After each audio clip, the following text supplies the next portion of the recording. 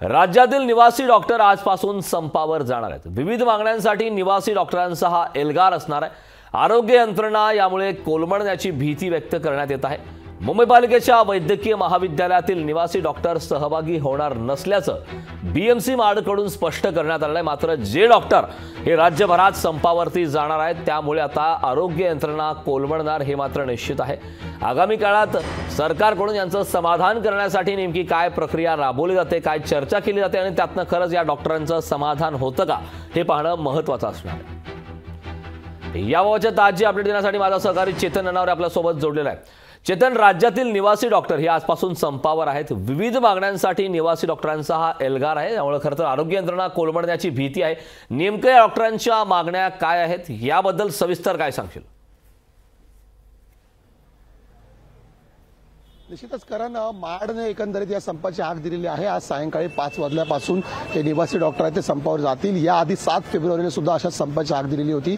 त्यावेळी उपमुख्यमंत्री अजित पवार यांनी यामध्ये मध्यस्थी केलेली होती आणि पुढच्या आठवड्याभरात तुमच्या मागण्या मान्य करू असं आश्वासित केलेलं होतं। मात्र 2 आठवडे उलटले तरीही या मागण्या मान्य झालेल्या नाहीये, त्याची अंमलबजावणी होत नाहीये। 2 प्रमुख मागण्या आहेत। राज्यामध्ये 8,000 निवासी डॉक्टर आहेत, मात्र त्यांसाठी फक्त 3,000 निवासाची व्यवस्था आहेत। या उलट स्टायपेंडमध्येही वाढ करावी। आता सध्याच्या घडीला 78,000 आणि 82,000 असं निवासी डॉक्टरांना स्टायपेंड मिळत आहे।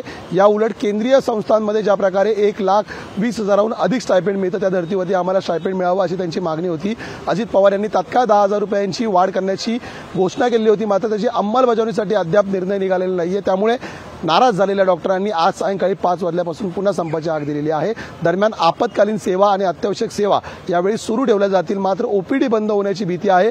त्यामुळे शासनानेही आता तात्काळ जे वरिष्ठ डॉक्टर आहेत त्यांना ओपीडी कोलमडू नये याच्यासाठी सूचना दिलेल्या आहेत। मात्र अद्यापही सरकार आणि मार्डमध्ये कुठल्याही प्रकारची चर्चा झालेली नाही। त्यामुळे आज दिवसभरामध्ये चर्चा होऊन सायंकाळी 5 वाजेपर्यंत या संपावरती यशस्वी तोडगा निघतोय का हे पाहावं लागेल। अन्यथा सायंकाळी 5 वाजल्यापासून राज्यातील 8,000 निवासी डॉक्टर आहेत ते संपावर जाण्याची शक्यता आहे। करण नक्कीच चेतन संपावर जाणार आहेत, मात्र शासनाकडून त्यांचं समाधान करण्यासाठी नेमकी काय चर्चा केली जाते, काय प्रक्रिया राबवली जाते हे पाहणं महत्त्वाचं आहे। याबाबतचे वेळोवेळी ताजी अपडेट तुझ्याकडनं चेतन घेतच राहू। मात्र तुर्तास या महत्त्वपूर्ण अशा माहितीसाठी खूप खूप धन्यवाद।